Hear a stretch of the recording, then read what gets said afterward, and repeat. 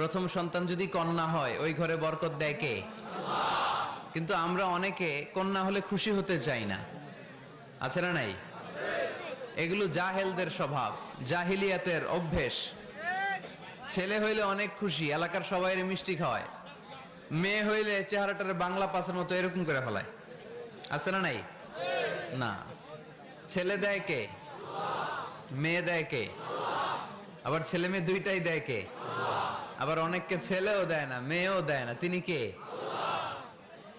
এজন্য ছেলে মেয়ে এটা আল্লাহর দান। যাদের সন্তান হয় না তারা জানে এটা কত কষ্ট।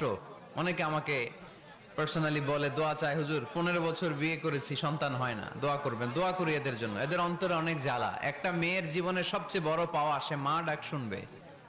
মা হওয়ার তার বড় শখ। এজন্য মায়ের মর্যাদা 3 বার, মা মা মা।